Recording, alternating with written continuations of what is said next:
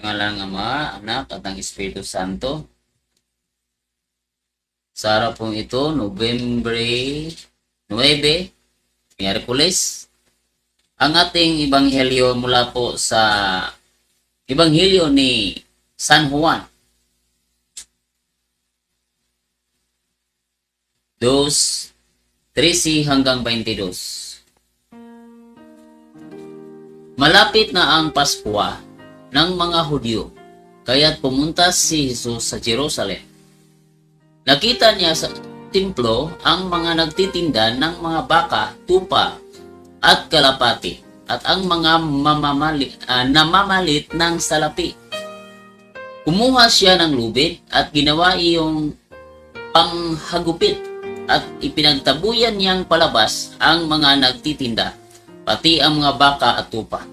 Isinabog niya ang salapi ng mga namamalit ng pira at ipinagtataob ang kanilang mga misa. Pinagsabihan niya ang mga nagtitinda ng kalapati, alisin ninyo rito ang mga yan. Huwag ninyong gawing palengke ang bahay ng aking ama. Naalala ng kanyang mga alagad ang sinabi sa kasulatan, ang malasakit ko sa iyong bahay ang tutupok sa akin.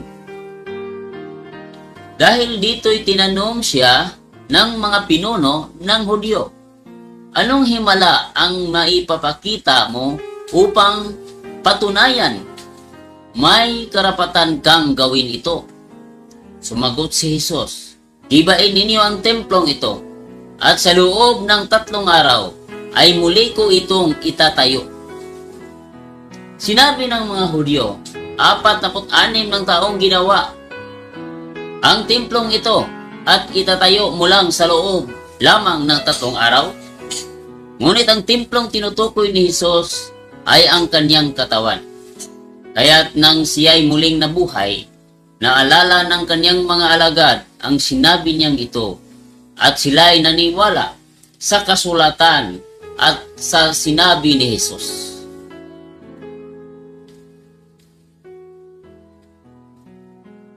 Itong ebanghelyo natin ngayon, tungkol po sa pagmamahal ni Kristo sa kanyang templo, sa templo ng kanyang ama.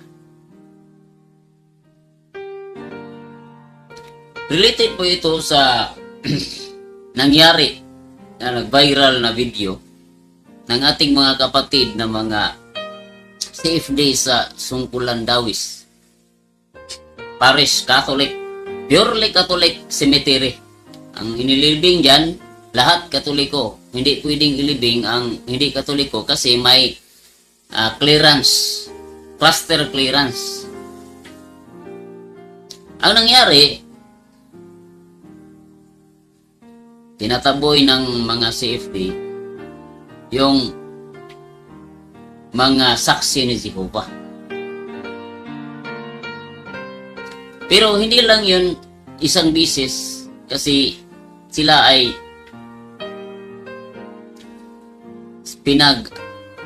pinaalalahan na ng mga pare na huwag kayo dito kasi Catholic cemetery ito.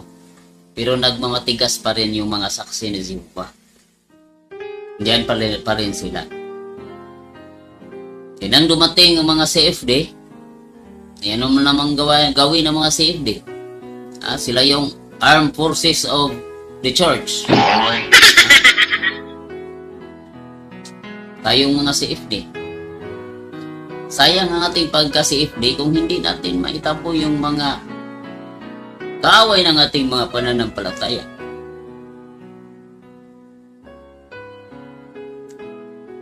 At ang yung nag-question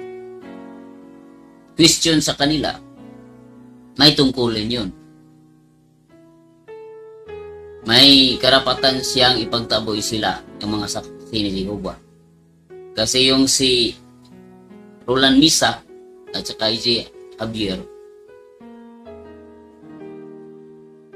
PPC President yun, ng Sungkulan Catholic Parish. At saka CFD President si Roland Misa.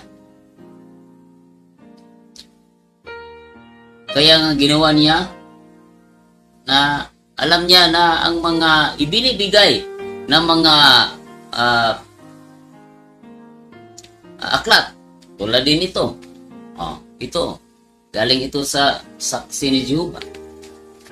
Mga kapatid, sa loob nito mababasa natin ang maraming salungat sa pananampalataya ng simbahang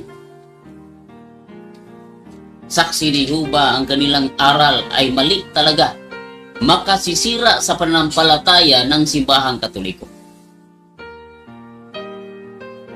Pero yung ibang mga Katoliko ay nagsimpatiya sa saksi ni Jehovah. Arrogante daw yung CFD. Nilakasan lang po ng tinig, arrogante na. Pero kung narinig ninyo ang Ebanghelyo ngayon, kung arrogante ang CFD, mas lalo na itong si Kristo. Pero bakit walang nag-comment kang Kristo? Itinaboy niya ang mga tupa. Itinaob niya ang mga misa. Nag-wild si Kristo. Nagwala si Kristo sa loob ng sa templo. Sa harapan ng templo. Ito ay malaking galit ang mga nagbibinta at yung mga namamalit ng mga salapi.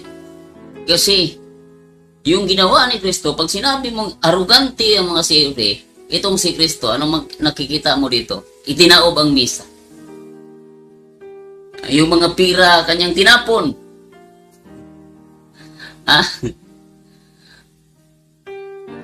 Kaya, makikita natin sa ating Ebanghelyo, di bali na tatawagin tayong arrogante pag tayo po ay nasa katuwiran. Si Kristo nasa katawiran.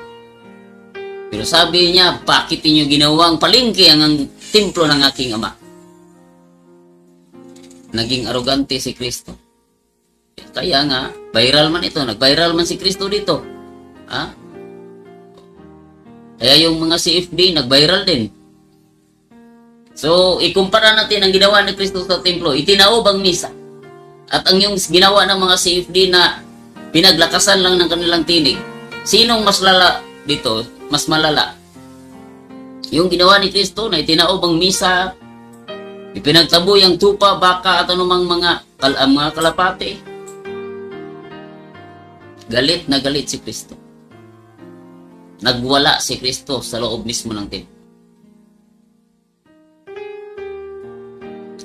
Okay, mga Katoliko na nag-comment sa CFD. Simulan mo niyo ng komentuhan si Kristo. Makilala natin si Kristo kung ano siya. Basahin natin ang Biblia. Dito sa Ebanghelyong ito, makikita natin kung ano talaga si Kristo.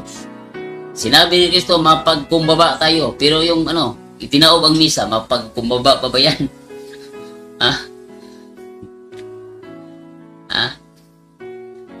Kaya mag-ingat tayo sa ating mga paghukom ng ating mga kasamahan. Kapatid. Teritoryo yun ng Katoliko. Pinasok ng mga kalaban sa pananampalataya. Dapat lang silang itaboy.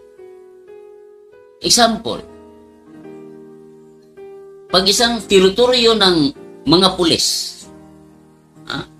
kasi mayroon silang commemoration o mayroon silang programa ang mga kapulisan. O tingnan natin araw ng mga pulis. O inalala nila yung kasamahan nilang namamatay ng mga pulis. Tapos may biglang sumulpot na mga rebelde. At hindi malakas ang tingog, ang tinig.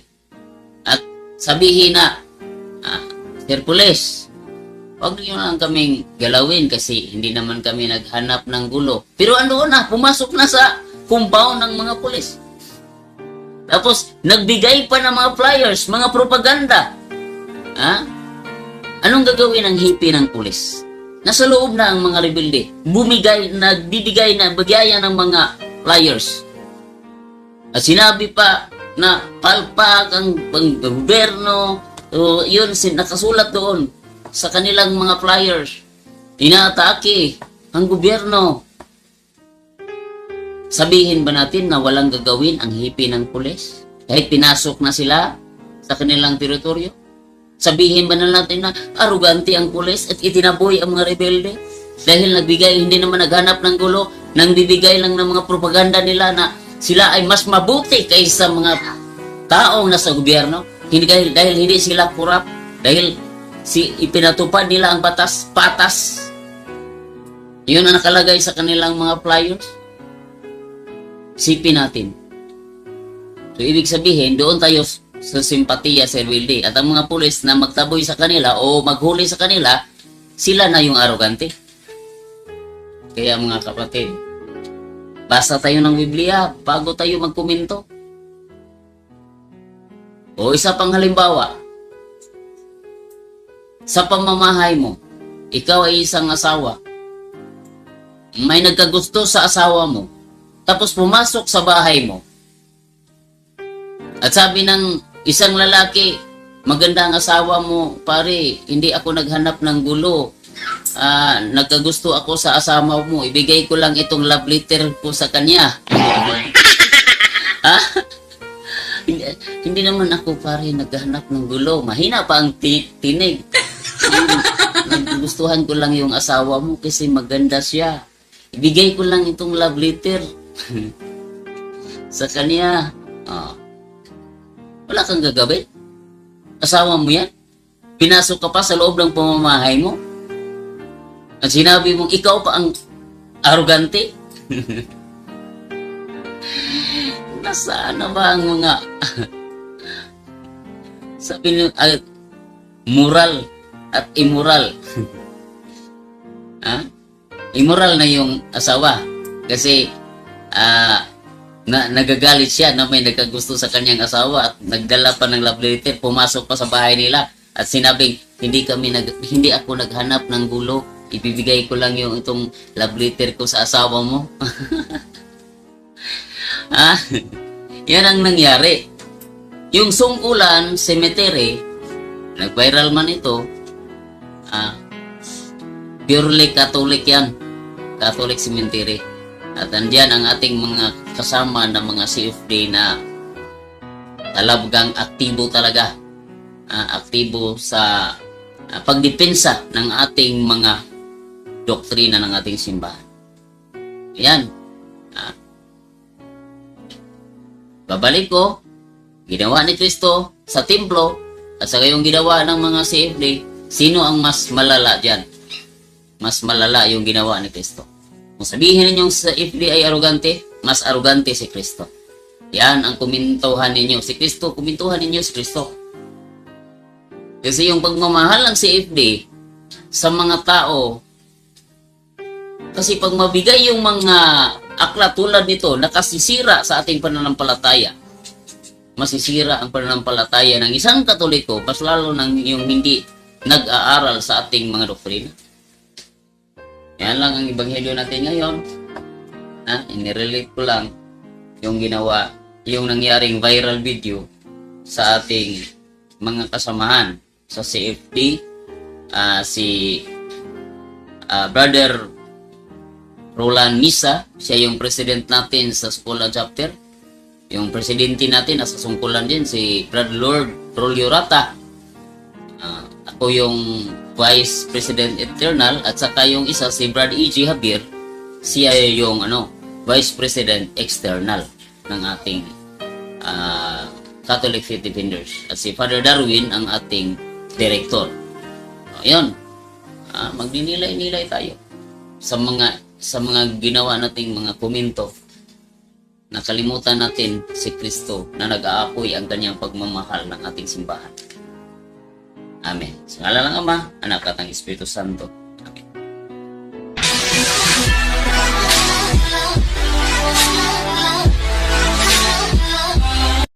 To make His message known is our responsibility. So here we are to pledge our lives to the Lord of eternity. I am Catholic. I am